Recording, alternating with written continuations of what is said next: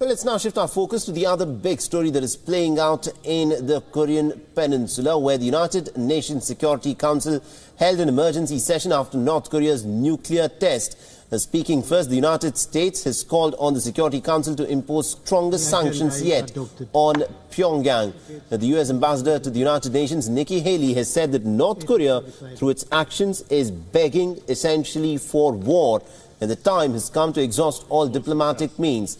The United States has put forward a fresh proposal to contain North Korea, which is expected to be discussed by members this week and will be put forward for a vote next Monday.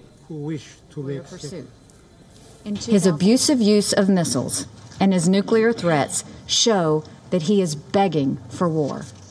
But our country's patience is not unlimited.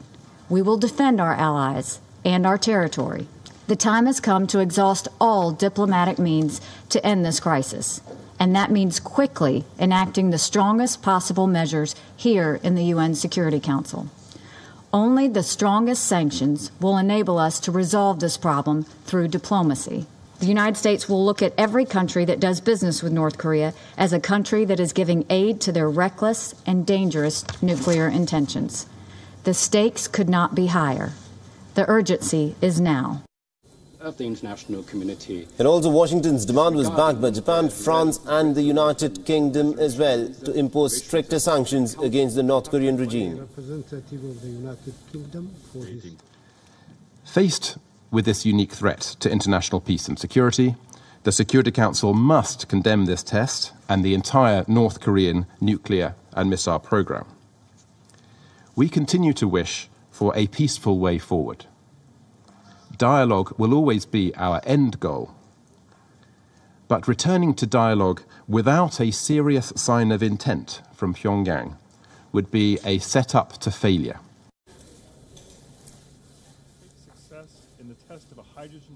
And has directly lodged a protest against North Korea. Japan welcomes the fact that many countries in the world, including members of the Council, as well as the Secretary General, Guterres. They have already issued statements strongly condemning North Korea. But beyond condemnation, the Security Council must act to stop North Korea from continuing down this road. We should make it clear to the North Koreans that continuation of the current policy will bring about serious consequences. And also on Monday, the U.S. Secretary of Defense James Mattis had said that the U.S. is mulling various military options as well to deal with the latest provocation by North Korea. We had a small group national security meeting today with the President and the Vice President about the latest provocation on the Korean Peninsula. We have many military options, and the President wanted to be briefed on each one of them.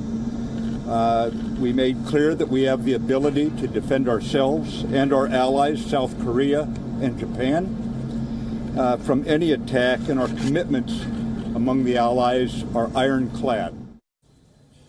And also earlier, the U.S. President had said that the time for appeasement was over and had warned North Korea of more stricter economic sanctions against North Korea. Now, he, however, did not respond to a direct question whether a military option was being considered by the United States. Mr. President, will you attack North Korea?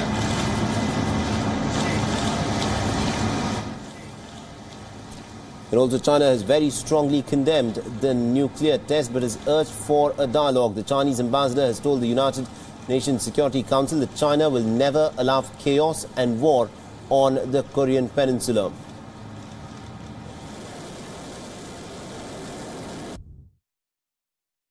The situation on the peninsula is deteriorating constantly as we speak, falling into a vicious circle.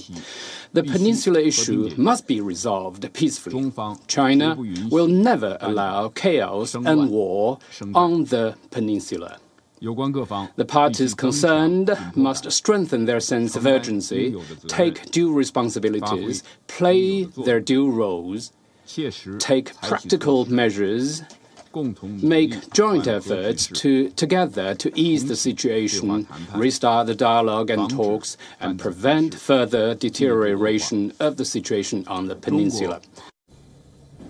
Russia has also backed the Chinese call for a dialogue. Neutral Switzerland has said that it is prepared to act as a mediator to help resolve the North Korean crisis, including hosting ministerial-level talks to broker peace in North Korea.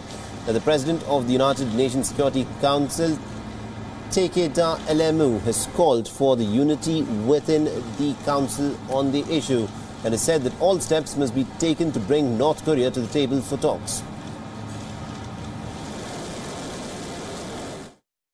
We reaffirm our willingness to engage in concerted efforts along these lines, including the context of implementation of the Russo-Chinese roadmap. Mr. President, the Russian Federation calls for the international community not to yield to emotions, to act in a calm and balanced way. Once again, we stress that a comprehensive settlement to the nuclear and other issues plaguing the Korean Peninsula can be arrived at solely through political diplomatic channels.